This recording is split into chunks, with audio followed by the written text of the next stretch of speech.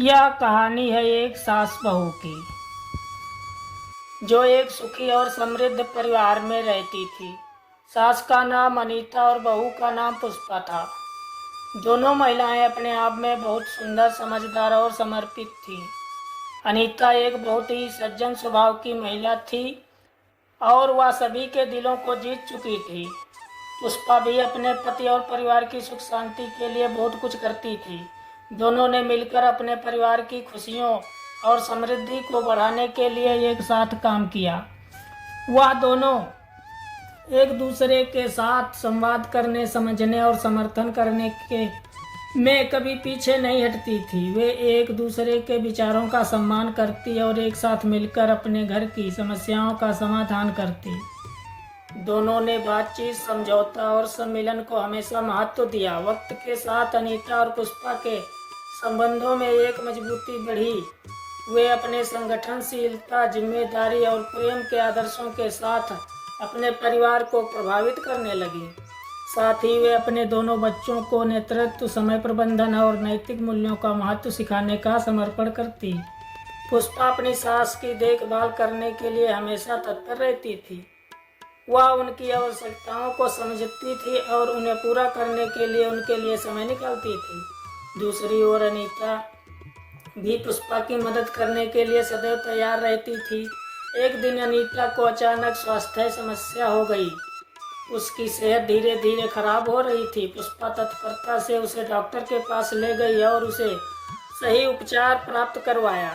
धीरे धीरे सास का स्वास्थ्य सही होने लगा।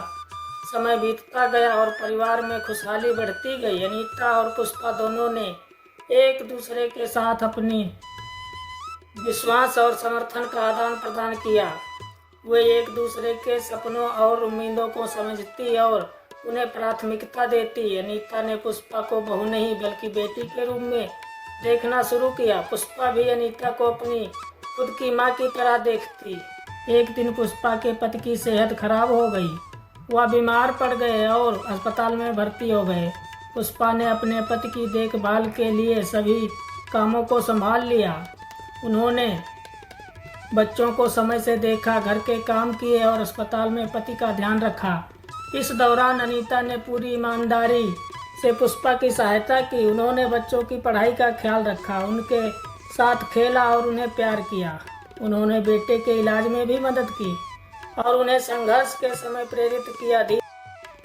धीरे धीरे पुष्पा के पति की स्थिति में सुधार हुआ और उन्होंने अस्पताल से वापस आने का निर्णय लिया। अनीता और पुष्पा दोनों ने उनका स्वागत किया और उन्हें अपने घर में आस्वादित किया। वे सभी खुशी थे कि परिवार का सदस्य ठीक हो गया था और अब सब फिर से खुशहाली को ओर बढ़ रहे थे। इस कहानी से हमें यह सबक सिखाया जाता है कि जब दोनों सास बहू मिलकर घर की खुशहाली के लिए काम करती हैं और एक दूसरे का समर्थन करती हैं, तो वे हर मुश्किल को पार कर सकती हैं।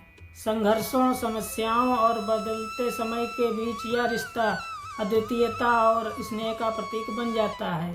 सास बहू के रिश्ते में समझौता और सहयोग की भावना होना अत्यंत महत्वपूर्ण होता है। जब हम एक दूसरे की ज़रूरतों को समझते हैं, उन्हें सम्मान देते हैं और उन्हें समर्थन करते हैं, तो हम खुद को और अपने परिवार को खुशहाली और समृद्धि की ओर ले जा सकते हैं। यह रिश्ता सिर्फ नाम मात्र नहीं बल्कि विश्वास, प्यार और सहयोग की नींव पर आधारित होना चाहिए। इस कहानी में दिखाए गए सास बहू के बीच के प्रेम, समझदारी और सहयोग के उदाहरण से हमें एक सद्भावपूर्ण परिवार का महत्व और शक्ति का अनुभव होता है। जब एक साथी के रूप में काम करते हैं और एक दूसरे की मदद करते हैं, तो हम सभी को एक बेहतर और समृद्ध भविष्य का संचार करने का अवसर मिलता है। इसलिए हमें साथ मिलकर सास बहू के रिश्ते को मजबूत बनाने का प्रयास करना चाहिए। हमें एक दूसरे की समस्याओं का सम्मान करना चाहिए और संघर्षों को एक दूसरे के साथ हल करने के लिए सहयोग करना चाहिए। यही हमारे परिवार की खुशहाली का रहस्य है और हमें इसे समझना चाहिए।